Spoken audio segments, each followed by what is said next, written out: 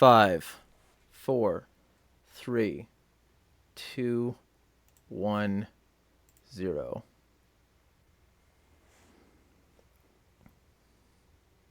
And we're live. Fucking actually, finally. Um, to anyone who knew about this because I mentioned it elsewhere, I'm gonna be interviewing right now, obviously because of the title, Pete Raymond. And I meant to do it half an hour ago, but it didn't end up happening that way because for some reason, like we're both joking about Dark Tom Woods, which if anybody listens to the Fagcast, you know what that is. But essentially, I've been fucking around with settings for the past half hour because it wouldn't work. Like I thought I would need 10 minutes to maybe make it work, but fucking here we are at minute like what 47 or something like that. Either way, we're actually on now. So, this is Pete Raymond. I've been on his show a couple times, Free Man Beyond the Wall. He's a documentarian author and podcaster, and he has plenty of accolades and people that he's interviewed on his show. So, since I've been on his show a couple times spreading my extremist bullshit, this is his opportunity to return the flavor. I didn't actually mean to say that, but whatever. Anyway, why don't you introduce yourself? If there's anything I missed, here you got a documentary coming out, so if you want to lead off with a plug, you can. Yeah, a couple of friends of mine here in Atlanta, we put together a production group to do a documentary on the history of nation states, concentrating on the worst things that they do, which is pretty much everything. It's going to run the history of nation states into how to transition out of it into what a stateless society would look like. And right now we're in the process of, we did a fundraising. It's actually still going on, but we hit our goal and we've actually gone over our goal, but we are still taking donations. Indiegogo, if you search the Monopoly on Violence, you will see our introduction video there. Anything that we get now as far as money, even though we're over is just going to go towards marketing, and just trying to get it onto as many venues as possible, even internationally. But so Mises University is happening next week, and we are going to be down there with our cameras. They've bent over backwards to help us, and we'll be doing about 10 interviews there of various people from Dave Smith will be there, Robert Murphy will be there, Jeff Deist, and just every economics PhD you can think of, and we'll be hitting them with a ton of questions that we'll be able to use for the documentary. And then later in a couple months, we'll interview a couple more people in Texas, Louisiana, and Oklahoma: Scott Horton, Ron Paul, Walter Block, Per Beeland, people like that. And it's going to be a lot of people are really excited for it. I mean, right now we're in the process of making it, so there's a lot of tension there. There's a lot of just hard work, but people are really, people are contacting me every day that are more excited about this than I am at this point. But like I said, I'm writing. I'm in the process of trying to write it, so it's kind of hard for me to be excited because I'm working. Yeah, well, and of course because because like it does sort of take some of the shiny off a lot of this stuff when all the machinations behind it, and when like how it went together. It's still good, but really the payoff is going to be once you're finished. Like, at least that's the way it would be for me. Like, I don't know if that's the way it'd be for you, but I'm sort of a pessimist, and I look at things. Well, okay, I shouldn't say sort of, fully a pessimist, and I sort of look at things like until the chickens have hatched, you should not count them. So like that's my bias there. But why don't we start from the start? What made you want to get into podcasting, and like what was that final straw that was your impetus to get started? I just wanted to contribute. I wanted to contribute to the ideas of, liberty. And, I had thought about, starting a blog, but, yada, yada, who even reads anymore and everything. And podcasting, I was listening to podcasts at that point.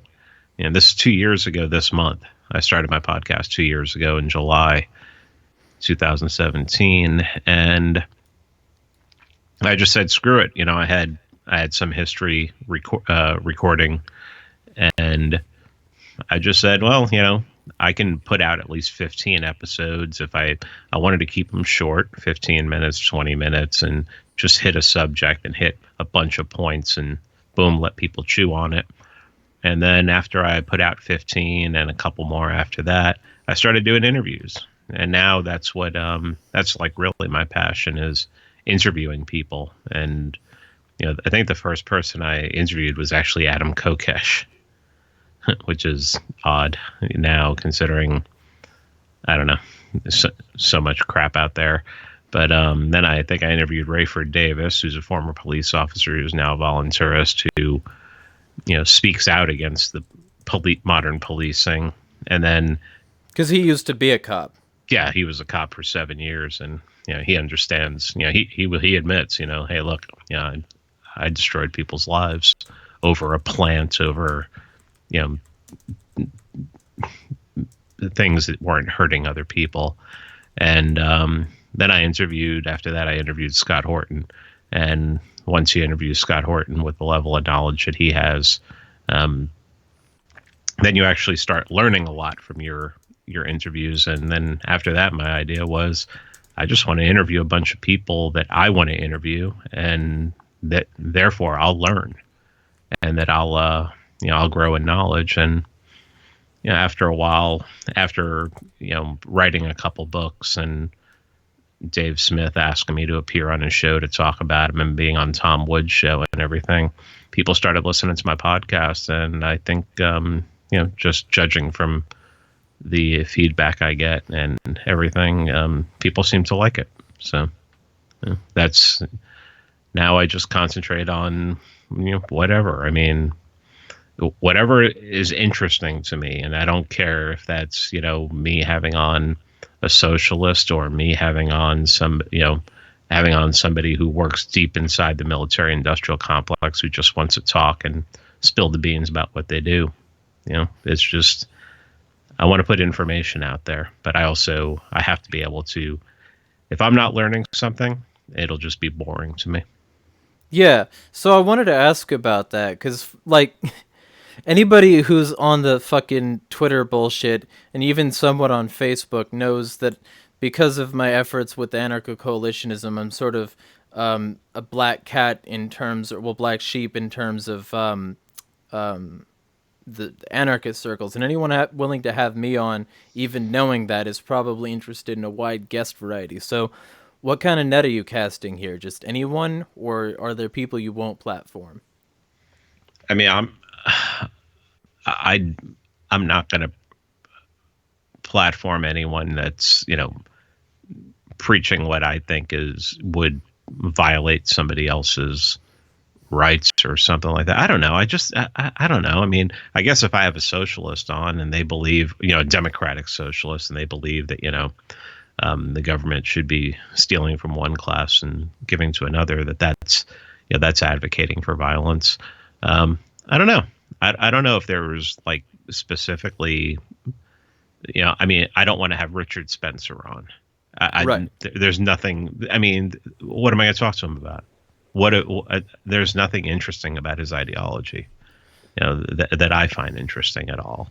Well, personally, I'd be willing to have him on because I would want to interrogate him like a suspect, but that's my particular bias. Yeah, that's not my thing. I like to ask questions and let people talk. That's that's my thing. Yeah. So is that why you got into documentaries? Well, I mean, I didn't even think about a documentary, and then Chris Kofer said, can we have lunch? I want to talk to you about something. And he, laid it out. He's like, look, I got an idea for this. And, because you interview people on your podcast, you know a lot of people. You know, you can ask Ron Paul to be in the if he'll appear in the documentary, or whomever, anybody at the Mises Institute. So would you do that and come on and be that be one of your main roles? And I said, sure, it sounds good. And knowing that there was 3 of us that were involved and we're all mature, we all we're not, we're all pretty set in life and everything, and have like regular lives and stability and everything. I'm like, sure, let's give it a shot. And it took a little while to get everything together, but everything's coming along well now, and I'm very excited about documentaries now, because I guess at the time I didn't understand just how obsessed people are with like Netflix documentaries. Now I find out that there are like, even the most normie of normie people are like watching the documentary about, what's his name, the Bob Lazar, the UFO guy on Netflix. And so, we want to get, we're going to get this up on Netflix and Amazon and everything. And, I was saying today to somebody that Netflix has 129 million subscribers. If 10% watch it, that's 12.9 million. If 5% get it, that's a hell of a lot of people. If 5% of the people who watch it out of 12.9 million, really understand what we're trying to say and embrace it, that's a movement. That's a hell of a lot of people. So, yes. So let me ask you that. A lot of people criticize Netflix documentaries as being unprofessional and, in some cases, biased due to a low standard of quality control. What are you doing to rise above that image, or do you care? Well, I mean, we're like the documentary I was talking about, the Bob Lazar documentary. Do you know this one? Yes, I do. I haven't seen it, but I do know about it, and mostly because I wanted to know why Area 51 was trending, so I checked on a bunch of stuff, and apparently the fact that that's there now is one of the reasons. Correct. Yeah. So I watched that documentary. I've been, scanning a bunch of documentaries to get ideas, because if you look at our notes from a meeting we had in January to discuss what we wanted to do, it says we want this to look like a Nova documentary. We want this to be as professional, like old school PBS kind of documentary. So you do care. Yeah. Oh yeah. Good. Yeah. I mean, the Bob Lazar documentary is, I can't, it's unwatchable to me. It's unwatchable to me that it's just so, like, you got some hipster dude who's like narrating it, but then again, Mickey Rourke comes in every once in a while with his gravelly voice and everything, and and I don't even consider it a documentary. It seemed more like a joke to me. It just didn't seem interesting at all. I saw a documentary recently in New York called The Bubble, which was about the 2008 housing bubble, made by a gentleman, Jimmy Morrison, who I had on the show recently. And he, I thought he did really well. He basically did what, the kind of idea that I have is where, he goes through and tells the story.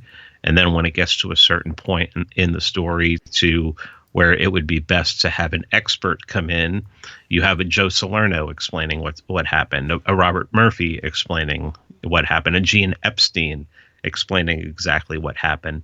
And they just give you all the information, no fluff, and boom.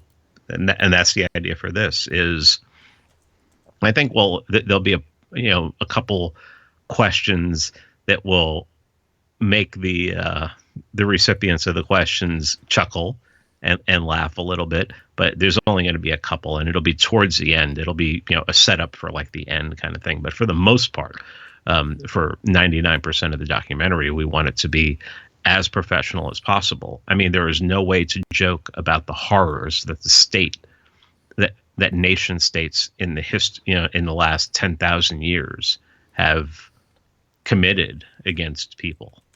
So Yeah. yeah, this is not this the level of professionalism that we want to put upon this is we want this to be as scholarly as possible. And that's one of the reasons why, like, everybody's Chiron under their name is going to have their credentials, PhD in economics, PhD in, philosophy, whatever.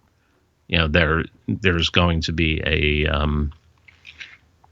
that's really important. It's really important that this is like an old Nova kind of documentary, something that is just not. I mean, the Lazar documentary was just so hipster and so trendy, and so, I mean, it lost me. I stopped watching after about 20 minutes. Well, okay, so let me ask you, what Nova's publicly funded, and a lot of these other documentaries that are, quote, more serious are also that. Do you think that there's a market for high quality documentaries in the private market, or do you think that the reason that these things were so professional is because they had to be in order to maintain appearances? Well, I mean, I think depending on the subject matter and depending upon the size of the audience that wants to see something like this.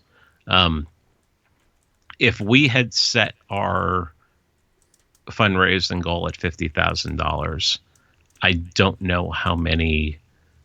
I don't know how much we would have gotten. I don't know.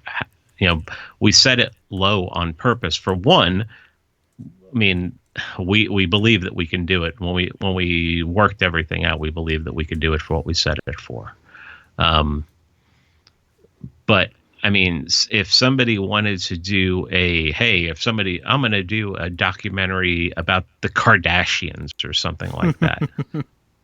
There is, I completely believe that if you set up an Indiegogo for that, and you put in there that at least one of them was going to be in the documentary, I'm pretty sure you could probably raise $1 million. Gotcha. Yeah, I mean, it just depends. We're doing a documentary on nation states and transitioning into a voluntary anarcho-capitalist society. We don't, how limited are we? What's our audience? The kind of people who would really want to see this. I mean, how many? I have a little over 4,000 friends on Facebook. About 2,000 people follow me, so that's like 6,000 people that follow me, either for my podcast or memes or whatever. Yet we've had 159 people contribute to the documentary, and averaging over $100. When you average it out to what we've taken in so far, it's like over $100, like $110, $115 per person. So we have a small community, but the people who really want to see this are really excited about it and are really willing to put up for it. I mean, Mark Walker, who I'll see at Mises University next week, and I came to know him at a Mises event last year. I mean, he's put almost he's given us almost $2,000 to make this, just him alone. So because like I feel like documentaries are the educational space in long form and made accessible, and I think that when a lot of people think about anarchy, one of the first things that they consider is who would pay for X. And to me, this documentary has already sort of been proof of concept. I mean, I'll still have to see it, obviously, before I endorse it, because, I'm a cynical asshole. But at the same time, that's why I've had you on twice. Yeah, got to get that acerbic take. But at the same time, like, the fact that it's already being funded without the necessity for state control is a very good sign in terms of its ability to spread education without, like, aggressive coercion. And I think that that's a valuable lesson already. I think that no matter what the documentary says, it still has the ability to prove that people are interested enough in spreading education to put their money where their mouth is. And I think that, combined with a bunch of other potential things here, has a lot of room to show that anarchy is not only possible, but that people don't have to fight in order to get there. Now, do I think that that's going to happen? No. I think that the world is fucked and we're all going to die. But that's my separate, fucking bias. I think, and correct me if I'm wrong, part of your goal is to set out to prove that it's possible, and that not only is it possible, but it's preferable to the current paradigm. That's the message of the documentary right there. Okay. So my next question after that weird monologue would be, how do you tell the average person that the current conditions are not preferable? I mean, really the best way to do that is to highlight all the worst things that the state does. Okay, well, let's say elevator pitch. You're stuck in an elevator. It's maybe frozen on a floor. You got 3 minutes until they figure out what's wrong and, get the elevator moving again. What would you say to somebody to try and get them on board?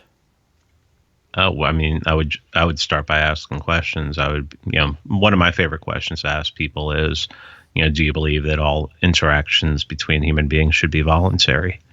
And I don't know that I've ever heard no. And so yeah, elevator pitch. Let's do a 15-second elevator pitch. Do you believe all interactions between human beings should be voluntary? Yes, I do. Good. You just said the government's illegitimate. Right. Okay. So I'm guessing that that's a core message of your documentary then. That government's illegitimate? Because human interaction should be voluntary. Well, yeah. Yeah, All right. That's definitely going to be it. That's definitely going to be at the heart of the message, yeah. Right.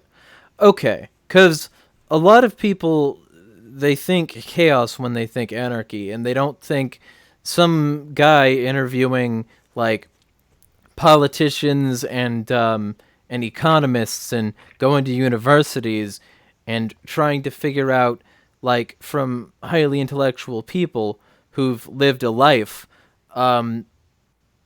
how best to transition to a stateless society. They think people chucking Molotovs through Starbucks. So let me ask you how you elevator pitch that away, because we've already talked about the pros of anarchy.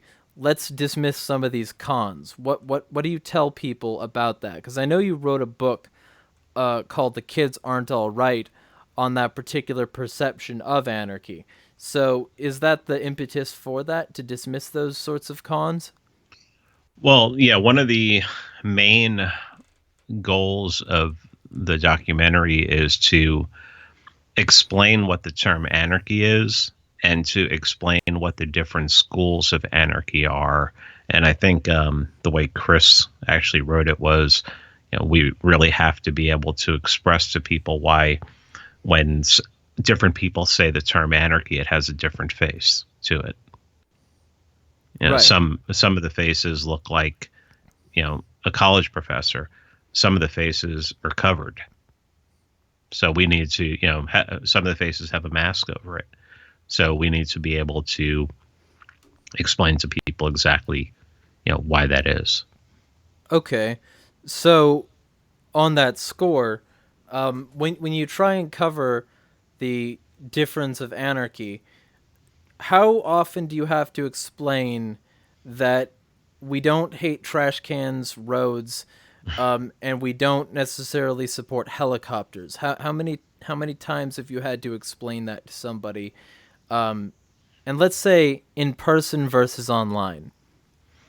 Well, in person, I've never had to explain to somebody. No one's ever accused me of, being someone who wanted to throw Molotov cocktails if I talked about anarchy.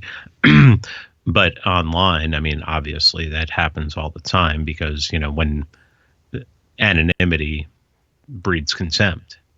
So people just, want to say things to you that they wouldn't say to your face. Right. Okay. Yeah. So that would be another question I would have. In terms of anarchy, our numbers appear relatively strong. When you look at it, it looks like there's an increased interest in it. All these different people saying, they're anarchists, and all of these different people following what they call anarchy. But how many of those people are, for instance, the Liberty Hangouts of the world, do you think? That are calling themselves anarchy? Anarchists. They call damn. That are calling themselves anarchists that are the Liberty Hangout. Like just basically people mislabeling themselves as anarchists when they're really a status light of one variety or another. Yeah, I mean, probably as many as people who call themselves libertarians, but they're actually conservatives. Who are like, oh well, weed being, I mean, how many conservatives out there are there that believe, oh, weed, that's probably should be legal at this point, or at least people shouldn't be going to jail for it. I'm a libertarian. I mean, there's people, all sorts of people that are deluded in their beliefs, that, whenever I see someone call themselves a conservative libertarian, and they like put it in their profile, it's never, they're never saying, I'm a libertarian, but I live my life. I'm personally conservative in my private life. No, they're still holding on to that conservative neocon bullshit. They probably still worship the police, and they probably, still think that Tamir Rice, he'd still be alive if he wasn't playing with a toy gun. Something that I did when I was a kid. I didn't get shot. They've escalated. When I was a kid, there was like 250 SWAT raids a year. Now there's 40,000. Yeah. So it's like, yeah, we're living in a different world. And I just, let's go back to what you were saying. I don't know. Yeah. I don't really know how many people who are calling themselves anarchists really understand what that term means. And they're just trying to be edgy or something like that. Right. Like the Hoppians who've never read Hoppe. Yeah. Yeah. So because that is actually a surprising amount of people that I interact with. And maybe it's something about being on the left coast, but I interact with a lot of people who see anarchists as a bunch of people who just want an excuse to be violent and get away with it. And a lot of those people have that have this perception have it because some of the more prominent libertarian pages have this message. They're pro-Trump, or they support some sort of statism as long as it gets them shortcutted. And I oppose shortcuts, and I think you do too, which is why you had me on one time to discuss the fact that Nazis weren't left-wing. That not only the left is capable of severe tyranny, and I think my question would be as to how you push those sorts of people out, how you get them to either come to anarchy as a full anarchist or admit that they aren't one. Well, I mean, I don't think if somebody calls themselves an anarchist and they're racist, I mean, what are you gonna do with them? Say the state dissolved tomorrow. What do? You just hope that they go off and they live. You encourage them to go off and live amongst people who are like-minded or whatever. I mean, it's I believe in panarchy. I believe if the state dissolved tomorrow, you'd have socialist communes over here and mutualism over here, and you'd have and then you'd have anarcho-capitalism over here. I think the anarcho-capitalist communities would be probably the most wealthy communities, but I don't have any, and then you'd have maybe a, oh, we only like white people community over here. I mean, why would you want to integrate them or why? I mean, I don't see You're not going to change your mind, or do you just kill them? I mean, what do you do? Right. Yeah. And it's interesting that you bring that up, because I think one of the chief principles of these sorts of people, and the reason that racism almost always results in the push for an ethno state, is that these ideas are fringe minorities and that they wouldn't exist in a society where there wasn't a force mechanism to back them up. If there's no way to make sure that the place is pure, then there's no incentive for somebody to advocate purity. At least, in terms of like that sort of approach to purity. To me, when I see inbreeding and people sticking to their own race all the time, I think you're missing miscegenation and you're probably fucking up your DNA. But that's a separate issue. So I'm assuming then you would be of a similar mindset, that once we eliminate the force mechanism, once we get culture to be alongside the sorts of ideas necessary to supplant the state, that those people would ultimately have no power for their bullshit power play ideologies, and that they would largely fade from existence. Well, and they'd also be outnumbered. Massively. Yeah. So I mean, I'm not worried about them. It's like, if you, I friggin' hate Twitter. I mean, I know I go on Twitter, and I got kicked off of Twitter. My 10-year-old account got And I nuked want to on talk Twitter. about that in a short bit, Yeah, and talk about some of yeah, these alternatives and which ones you're yeah. on. But if somebody landed from another planet or something and went on Twitter, they would think that that this world was just everybody was killing each other, and everybody hated each other. Yeah. And that's because all the journalists are on Twitter, and journalists have to get clicks. Well, and So they have to say politicians. yeah, and they have to say the most sensational stuff. And for me to believe that there are actually people out there in the culture who believe that white supremacy is somehow threatening to take over, I mean, these people are insane. I mean, I think that there's a lot of the overwhelming majority of accusations of racism are false, and a lot of it is just completely made up. But genuinely, when people in this culture see real racism, they fight against it. Yeah. They'll raise up against it, and they'll be like, no, this isn't what this isn't what we stand for. But you know, if you're a journalist, you got to get clicks. If you're a politician, you have to you have to enrage. You have to keep your base enraged against the other base. The other status. You got to keep the status fighting against each other. So yeah, I don't see a fear of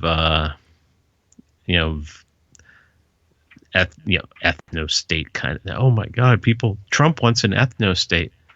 I mean, Trump's an asshole. Okay, what he's doing on the southern border, he's a fucking prick. Because what he's doing is he's basically saying there are people trying to cross illegally, but most of those people that are in detention centers are people who are trying to cross legally, and he's saying no. Right. But he's not denying anybody coming from Norway or Denmark or Sweden.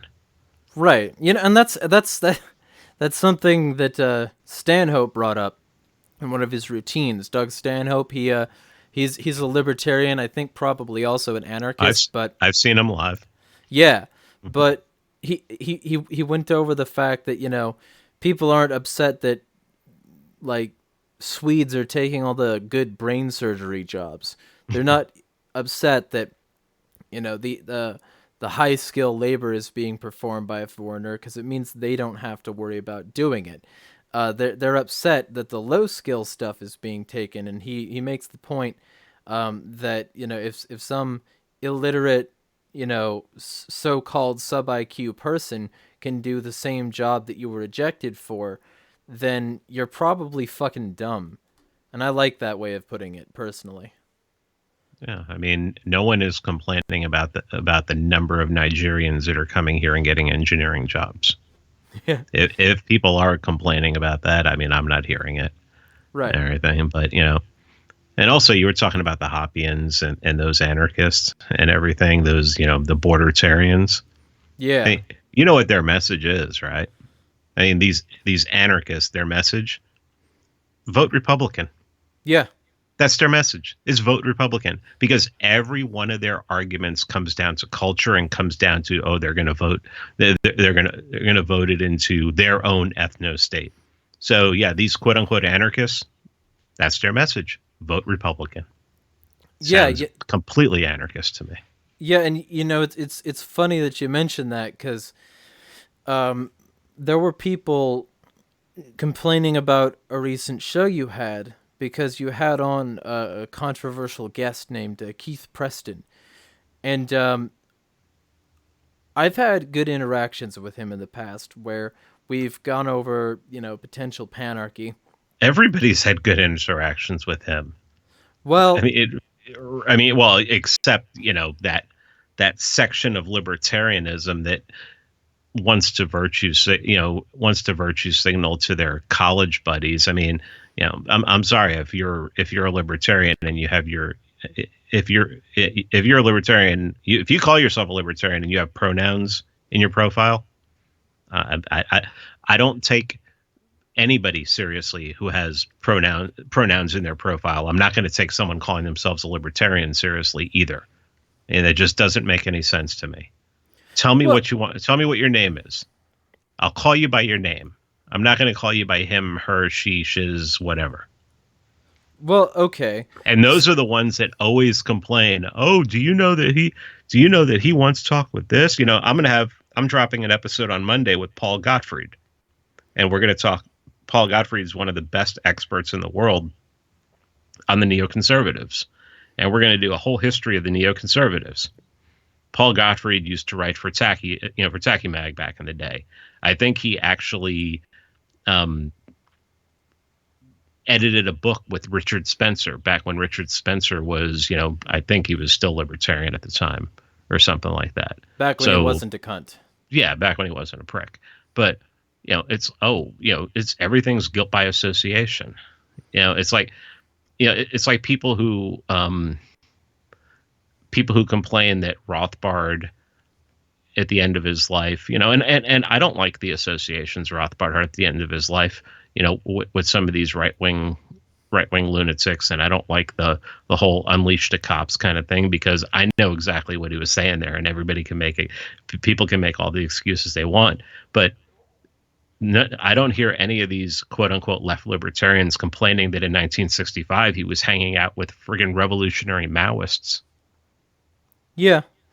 Well, And and revolutionary Maoists killed a lot more, potentially have the potential to kill a lot more people because of their ideology than, hanging out with Pat Buchanan. and because they align with a state. I mean, Maoism is not communism. Maoism is a type of communism where you align with Mao, Right. because he gives you the power to enact your particular type of communism, whether the people want it or not. Like I always put it this way: I'm not against communism. I'm against tankies, and I think that really distills it down to its essence, because most apologists for state communist violence are also apologists for all other left-wing state violence. And if you get one like that isn't a tanky, but is also an apologist for Mao, then I would be more than willing to hear them out, because that would be an interesting conversation as to how they fucking make the distinction. I don't make the distinction, and I think that they probably don't either, but that's a separate issue. Like anarcho-communists, syndicalists, mutualists, they're fine. Anarcho-socialists who want a voluntarily agreed upon democratic order. they're fine. Sort of like taking a vote to decide what you eat for lunch that day. Like that's basically democratic capitalism, and it doesn't require a government at all. Um, if you work with a bunch of coworkers and you're trying to decide what to eat for lunch today so that one person can go out and get it, that's not statism. Yeah, So that's it's always interesting to hear that sort of thing. But my question to you is, um, because you've got this documentary coming out, and because you've written the books you've written, are you going to get any of these leftists that you have spoken to on your show on the documentary, or is it going to be more Austrian only? I mean, we're only going to touch on the we're only going to touch on the different faces of anarchism, other than anarcho-capitalism. This is a documentary. It's going to be about anarcho-capitalism, but we are going to discuss, and so that we can differentiate um, the other kinds of anarchism, syndicalism, communism, things like that. All right, so if Yeah. this documentary does well, are you considering a sequel where you cover some of the other ones and go to their institutes? No, I pretty much know what the next documentary is going to be, and it's Oh, not do going to be. tell. It's not. We're not talking about it right now, because the Oh, person. It's not us writing it. We'd actually be doing the documentary for someone else. Like it's somebody else's idea. They'd hire us to do it, because we're a production. We're actually a production company. We're just we happen to be doing this one, but we're going to be shooting somebody else a documentary for somebody else, and they don't want to talk about it right now. right. Okay. So, okay, because of the variety of people you talk to, you were targeted and thrown off Twitter. Let's talk about that for a second. I don't specifically remember what the circumstances surrounding that were. So, do you mind explaining that? Yeah, it was one of those conversations about potentially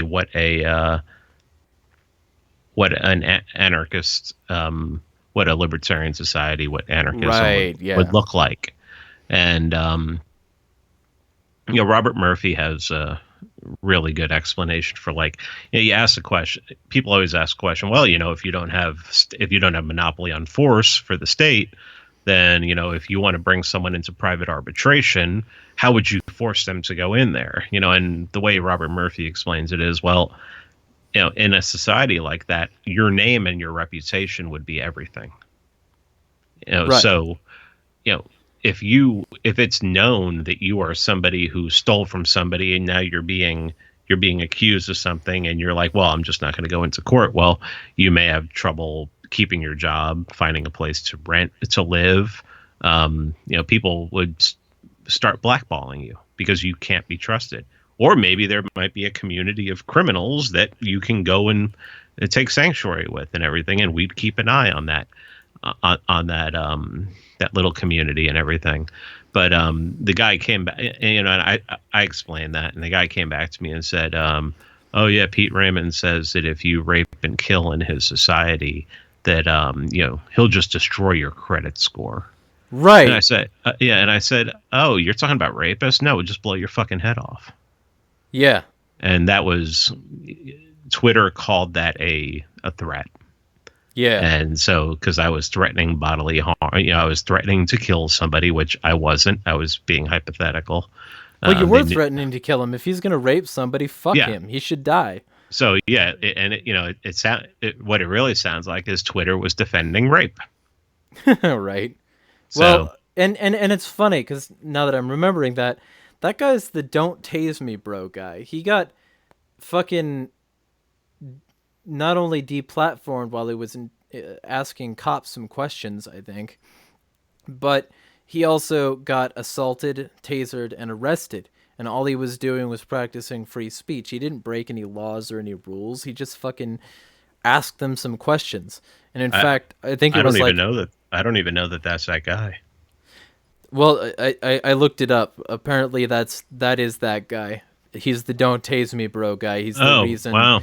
that whole. And so it's sad to see him slide like this. No, I mean, most people are scum. So I mean, That's why I don't. That's why there can't be a government. I think most people are scum. So Right. I don't. Yeah. What are we gonna pick the saints? It's like there are no saints. I mean, there are some people out there who, all the people who you'd want to put, who you'd trust with power, don't want it. Y- That's a good thing. Yeah, and so that would be my question. Um, Once people are on the road to anarchy, what resources would you recommend that they absorb on a regular basis? Like YouTube channels, fucking institutes, professors, news, whatever. What would you recommend that they try to intake on a regular basis in order to remain anarchically pure and not fuck up like the Liberty Hangout crowd did, like Don't Tase Me Bro guy did, and to keep their mind focused on it. Because I did grow up in the church, and one of the things that we would say is, pray and read your Bible every day. I'm wondering, how do we keep people on that straight and narrow and not trying to figure out status shortcuts or whatever? Or do we just hope that they do, and if they don't, then they're just another lost cause? I think there are a couple kinds of libertarians out there and people calling themselves anarchists. I think there are anarchists out there who still believe that they have to be politically active defensively. And I mean, I don't know what to say to them. I mean, at this point, I don't advocate any political action, but I would say that if anybody wants to be politically active, it should probably be at the most local level possible. Going to hey, go to a town meeting and talk about how we should privatize the schools and the police. See what happens.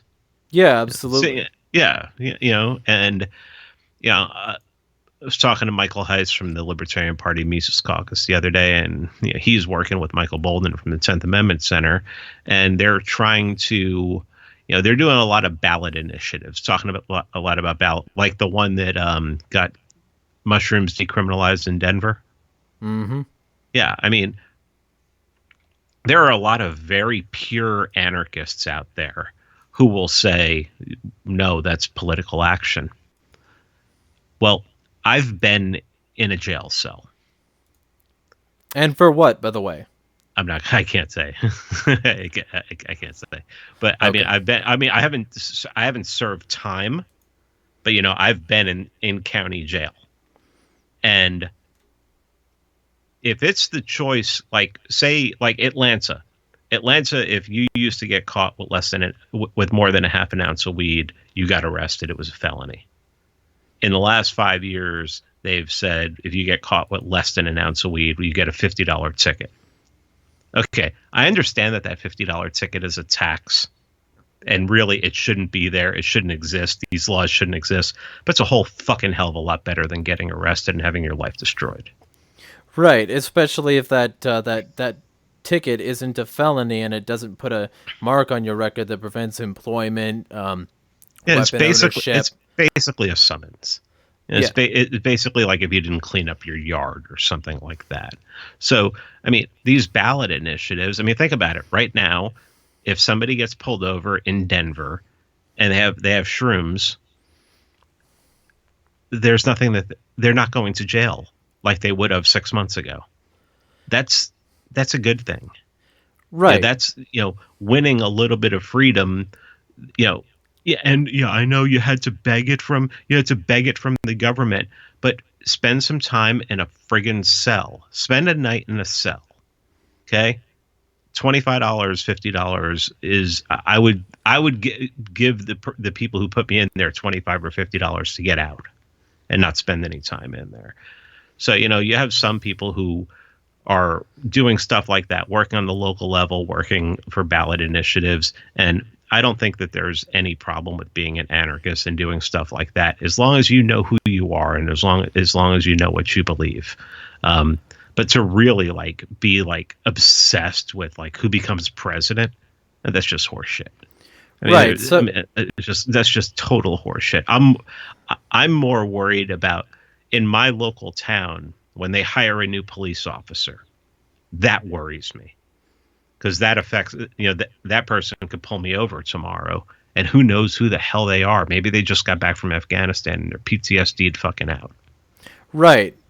Okay, so that's a good tie-in because there have been people who I've told about you, and they said that the reason they didn't like some of what you were saying is because you had joined the LP and were advocating that other people do the same thing. I So my did? When did I do that? okay, so you didn't join the LP then. Oh, I joined the LP, but when did I advocate that other people should? Well, okay, so that was something I was going to ask if you This did, but sounds like something I did voluntarily, and I'm not trying to force or coerce anybody else into doing. okay. Yeah, because, like, I wanted to ask you, I have never heard you do that. Like, say that it's like a thing people should do or a thing that is the only variety of X, Y, and Z, whether that be libertarianism or good anti establishment activism. I had never heard you make that assertion. And a few people had been saying that, and I'm not going to say who they are, but if you're listening, you know who you are. Because it sounds like what you're really saying is whether it works or not, it's benign if you're using it in a way similar to this. Well, I mean, the LP has a rich tradition of preaching about destroying the state. I mean, up until 2008, pretty much every LP presidential candidate. I mean, Bednarik in 2004 with Bednarik you started getting, but I mean when Harry Brown was there, I mean going all the way back to the founding of David Nolan and Murray Rothbard had you know was with all was there in the early days and everything. And they had the Dallas Accord, which was the anarchists, which there was anarchists in the party, and there was people who were still politically active in the party, and they just came together and said, look, the anarchists were like, you guys can do what you want, we'll do what we want. If we can ever get what we want, just leave us alone and everything like that. I would like to see the LP go back to that, be about people like Harry Brown, who had a really good message of, Not Gary Johnson. but no, Gary Johnson. I mean, this is one of the reasons why I joined the LP was because it was starting to put out people like Gary Johnson, or in 2012 and 2016. I mean, freaking Bob Barr in 2008. I mean, Bob Barr is basically a neocon. I mean, it's just completely ridiculous. So, I'd like to see the LP was always part of the Dallas Accord thing was the LP. Are you about getting people elected, or are you about educating people about liberty? And I've always been of the, educate people about liberty. I don't care about, I've talked to Ron Paul a few times in the last couple of years, and I watch his show. Ron Paul doesn't even talk about voting anymore. He doesn't say, oh, you should vote for this person or you should vote for that person. He talks about personal liberty and voluntary interactions. Didn't he endorse Tulsi, though? No. He just said the best out of all of them up there was Tulsi. Okay, so it was less of an endorsement and more of the best sour fish in the barrel? Yeah. It's like, well, I mean, and he says all the time, he's like, she's really good. Her anti-war message is really good, but she's really terrible on everything else. Yeah, especially since didn't she fucking like steal from somebody that she knew? Like she would rob men and get away with it or something, or was that Kamala? I don't know. It's some bullshit. That was I a heard. singer named Cardi B. I think they both did it, and like both a Democratic politician and Cardi B. And when Cardi B said it, a Democratic politician, I think it was Tulsi, said that they did it too. So it's no big deal. I don't think it was Tulsi. I don't think it was her either. I think maybe that was just conflated because like she grew up in like this like super religious house or something like that. Okay, all right. And is that why she was in the military? I don't know. I don't know why. Who the hell knows why people join the military? Oh, that's right, free college. Yeah. Well, Benny's. Yeah, welfare whore. So, all right. So that would be a good way to transition into this. You were censored off Twitter. What methods would you advocate for people to buffer themselves against censorship and to respond to censorship? And do you think that a society that is this heavily censored has much potential for anarchy, or are you pessimistic like me and see it going to hell anyway? I think the only way you can get anarchy is um, localization, radical localization. I think what Hoppe said recently in an interview on European TV was it should be like 10,000 Liechtensteins, where you get it that small so that you can. It's much easier to manage, and people can talk. People can move about and vote with their feet, kind of thing. Oh, I want to be over here because most of these people are about liberty and everything like that. Or it's going to be a collapse, or it'll be a financial collapse of such epic proportions that states and towns and regions are going to want to secede and not want anything to do with it.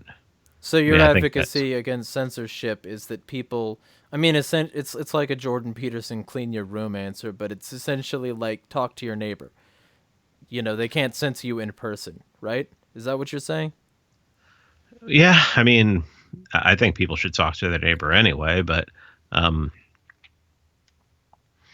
you know, yeah. I mean, really, there's no.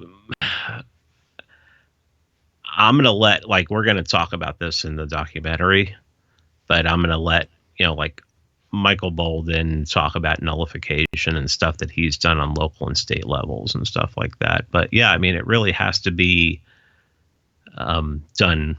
It has to be done on the local level. So if for lack of a better term, maybe quote unquote talk to your neighbor is a good thing. I mean, we're hearing more and more stories about police, like local police, who are refusing to um, enforce red flag laws and everything like that.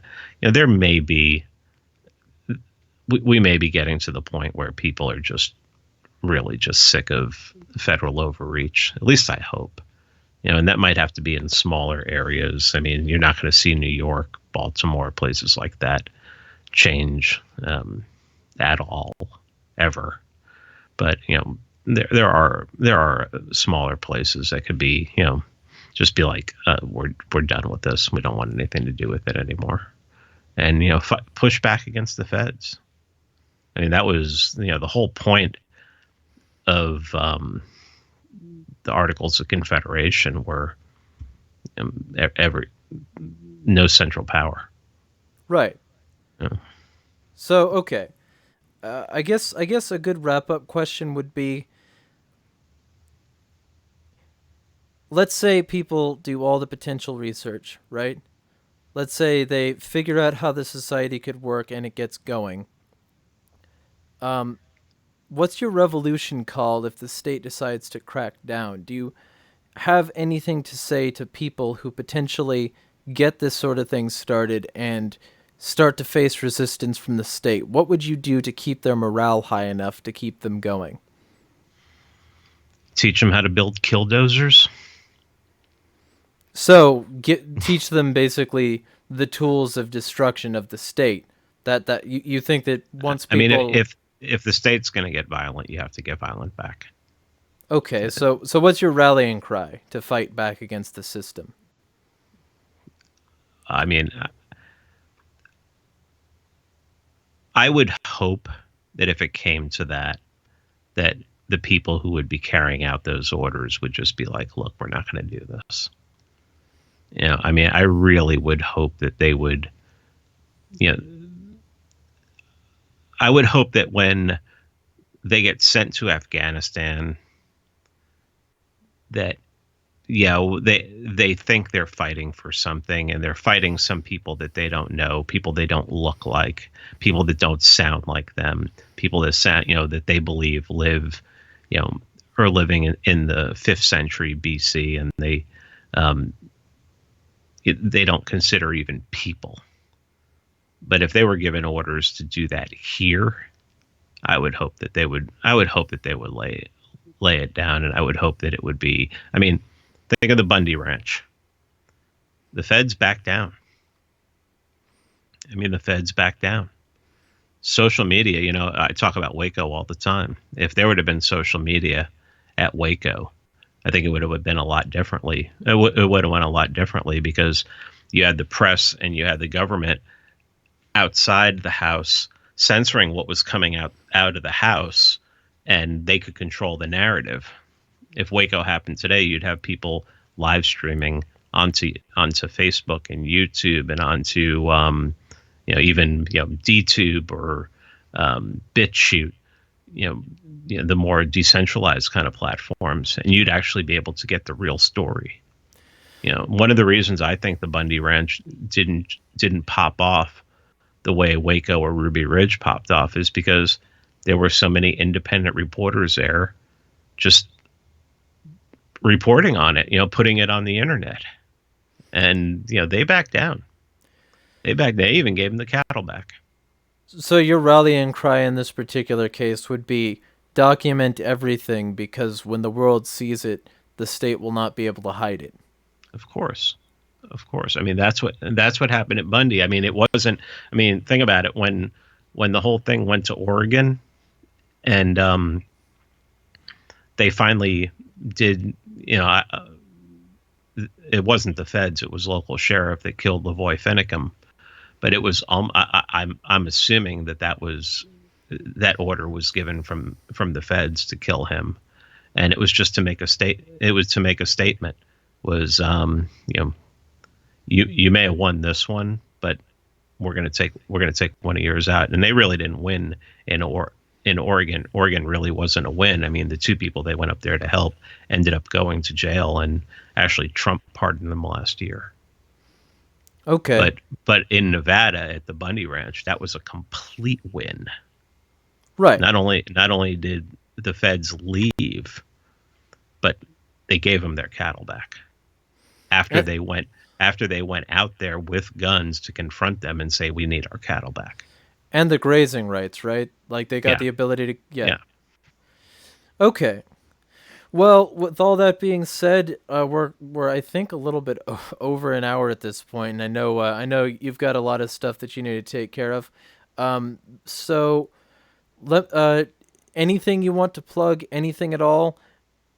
The podcast Free Man Beyond the Wall just put out I think I mentioned, I put out an episode today with a guy who works in the military industrial complex, or did for over 20 years, and he lets you know a little bit of the goings on in there and how things work, and especially the waste and everything, and the Indiegogo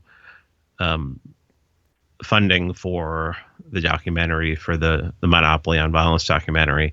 We are over our allotted amount right now that we put there. I mean, we're well over it, but the more people put in there, the more we're just going to use it to market it and get it out in front of as many people as possible. So, and I think it's going to be a message that I can't believe somebody hasn't done a documentary on up until this point. I think people are going to be really excited about seeing the finished product. I know I am. Right. Okay. So, with that being said, everybody check out Free Man Beyond the Wall. Everybody check out Monopoly on Violence. And Stateless Productions is the company behind that. That's the logo that I've had this whole time, since Skype isn't perfect in terms of regarding this sort of conversation.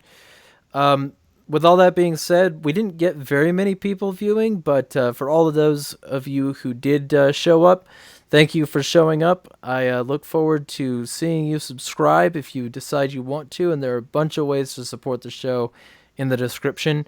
This has been State Smash Podcast. Fuck the system, smash the state.